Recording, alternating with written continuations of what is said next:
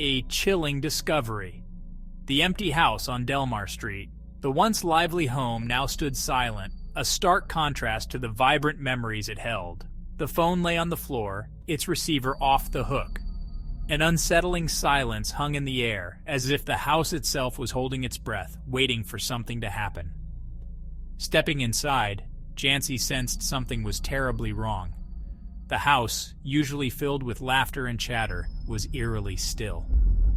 The familiar warmth was replaced by a cold, unwelcoming void. Her daughter Suzanne and granddaughter Stacy were nowhere to be found. A wave of unease washed over Jancy. She called out their names, but only the echo of her own voice responded. Where could they be? It was unlike them to leave without a word. Jancy's mind raced with possibilities, each more terrifying than the last. Had they been taken? Had something terrible happened?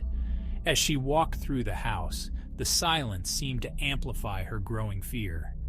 Every creak of the floorboards, every rustle of the curtains, felt like a sinister whisper. This was more than just an ordinary absence. Something was very, very wrong. The house, once a sanctuary, now felt like a trap, closing in on her with every passing second. Jancy knew she had to find them, and fast. The Springfield Three Lives Intertwined, Fatefully Broken. 48-year-old Suzie Streeter, known affectionately as Suzie to friends and family, was a vibrant woman rebuilding her life. Recently divorced, she found solace and companionship in her 16-year-old daughter, Stacy McCall.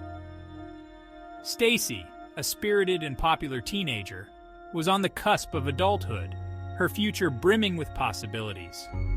Joining them that fateful night was Stacy's best friend, Suzanne's close friend's daughter, 17-year-old Michelle Miller. The three were inseparable, their lives a tapestry of shared dreams, secrets, and laughter. June 6, 1992. A day like any other. The date seemed ordinary, just another page in the calendar of life. The summer sun cast long shadows as Stacy and Michelle attended their graduation ceremony at Kickapoo High School. The air was filled with a mix of excitement and nostalgia, as students reminisced about their high school years and looked forward to the future.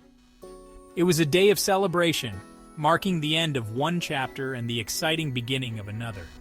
Caps flew into the air, symbolizing the release of years of hard work and the anticipation of new adventures. That evening, the graduates joined friends for a celebratory gathering, their laughter echoing through the warm night air. The party was filled with music, dancing, and heartfelt toasts to the future. Later, exhausted but exhilarated, Stacy and Michelle drove to Suzie's house on Delmar Street. The streets were quiet, the only sound being the hum of the car engine and their excited chatter about the night's events. They were looking forward to a night of girl talk and relaxation, a night like any other. Pillows were fluffed, snacks were laid out, and the girls settled in for a night of stories and dreams. Little did they know, it would be their last. The night held secrets that would change everything, turning an ordinary day into a haunting memory. The disappearance vanished without a trace. In the quiet town of Springfield, where everyone knew each other, a mystery began to unfold that would leave the community in shock and disbelief. The next morning, Suzie's boyfriend, Mark, stopped by, eager to see her. They had plans for breakfast, and it was unlike Suzie to not answer her phone or door. He was met with an unsettling sight. Suzie's car was still parked in the driveway, but there was no answer at the door. The curtains were drawn, and the house seemed eerily quiet. Growing concerned, he entered the house, his heart pounding with a sense of dread. He called out her name, but only silence responded. The air felt thick with an unspoken tension. Inside, he discovered a scene that sent chills down his spine. The living room was immaculate, almost too perfect, as if it had been staged. The house was unusually tidy, with no signs of a struggle or forced entry. Everything was in its place, yet something felt terribly wrong. It was as if Suzie had simply vanished into thin air. The only indication that something was amiss was the phone. lying on the floor with its receiver off the hook, as if a conversation had been abruptly cut off. It was a small detail, but it spoke volumes. It was a scene that whispered of something sinister, a mystery that would haunt the city of Springfield for years to come.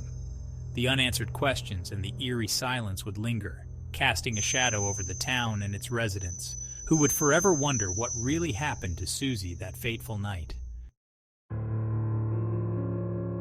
News of the disappearance spread like wildfire, plunging the community into a state of shock and disbelief. The police launched a full-scale investigation, but, unfortunately, the trail ran ice cold. There were no signs of forced entry, no witnesses, and no ransom demands. The house, meticulously searched for clues, yielded nothing but dead ends. Days turned into weeks, weeks into months, and still, there was no trace of the missing women. The case, shrouded in an unsettling silence, began to take on the chilling aura of an unsolvable mystery. In the absence of concrete evidence, theories and speculation swirled around the case like dust devils in the wind. Some whispered about the possibility of a stalker preying on the women in the days leading up to their disappearance. Others pointed fingers at a disgruntled ex-boyfriend driven by jealousy and rage. A chilling rumor even surfaced, suggesting the women had stumbled upon something they shouldn't have, something dark and dangerous that cost them their lives. Each theory, though unsubstantiated, added another layer of unease to an already perplexing and terrifying case. The disappearance of the Springfield Three cast a long shadow over the once peaceful community. Fear and suspicion permeated the air as neighbors looked at each other with newfound uncertainty. Parents held their children a little closer, their hearts heavy with worry. The once familiar streets now seemed ominous, every shadow a potential threat. The case a constant reminder of the vulnerability lurking beneath the surface of everyday life, had irrevocably shattered the town's sense of security. Jancy, Susie's mother and Stacy's grandmother, refused to give up hope. Driven by an unwavering love and a desperate need for answers, she became a tireless advocate for her missing loved ones. She organized searches, distributed flyers, and appeared on countless television programs, pleading for any information that could lead to their whereabouts. Her unwavering determination, fueled by a mother's love, kept the case in the public eye, ensuring that the Springfield Three would not be forgotten. Years turned into decades, but the mystery remained. The faces of Suzie, Stacy, and Michelle, frozen in time on missing person posters, became a haunting reminder of the tragedy that had befallen them. Their story, passed down through generations, evolved into local folklore, a cautionary tale whispered in hushed tones. Though their lives were tragically cut short, their memory lived on, etched in the hearts of those who loved them, and in the annals of unsolved mysteries that continue to baffle and intrigue. Despite the passage of time, the case of the Springfield Three remains open. Investigators, though faced with fading memories and cold trails, have never given up hope of uncovering the truth. Advances in forensic technology offer a glimmer of hope, the possibility that one day the mystery will be solved and justice will be served. Until then, the Springfield Three will continue to haunt the collective memory of a community forever scarred by their loss, a chilling reminder that even in the most ordinary of places, darkness can lurk, and some secrets refuse to stay buried.